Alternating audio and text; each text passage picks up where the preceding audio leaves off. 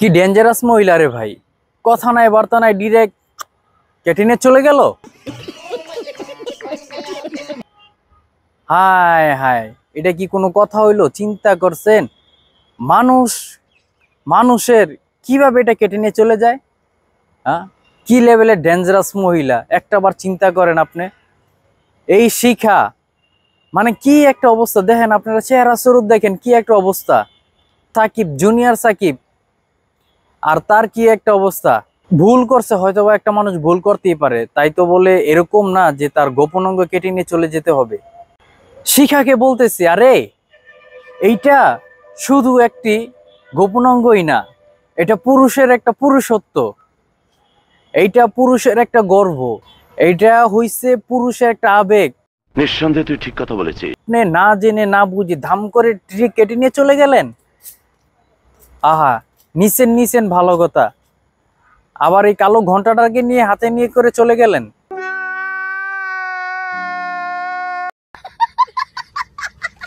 কেন?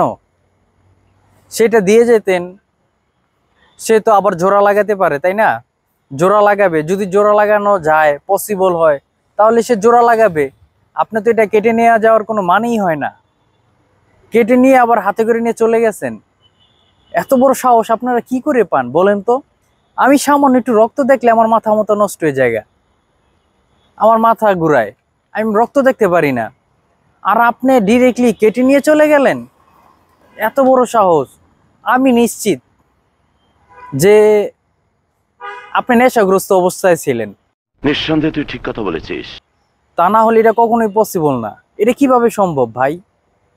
আমি একটা পুরুষ মানুষ, আমি পুরুষ মানুষ হয়েও আমি সামান্য একটু কাটা ছিঁড়া দেখতে পারি না, আমার মাথা মোথা ঘুরায়।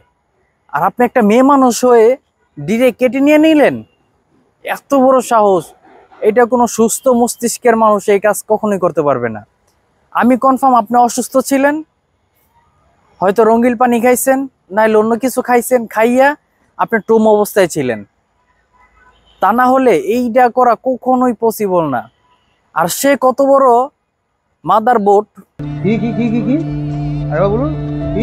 মাদার বোট, চিন্তা করেন, ওর এটা কেটে নিয়ে চলে গেল আর ওই টেরই পাইল না।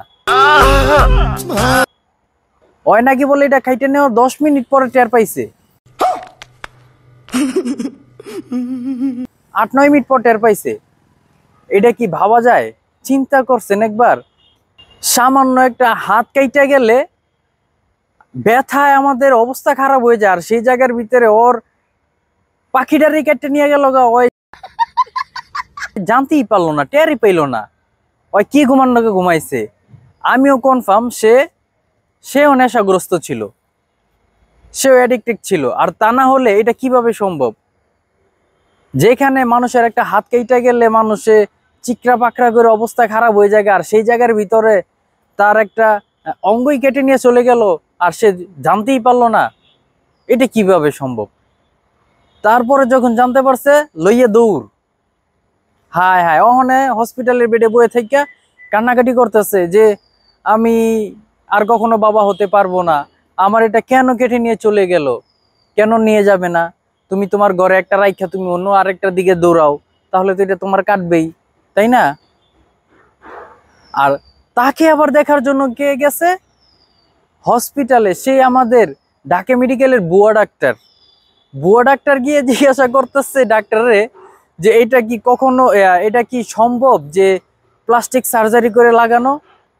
চিন্তা করছেন, সে একজন ডাক্তার, সে একজন এমবিবিএস ডাক্তার, গাইনি বিভাগের।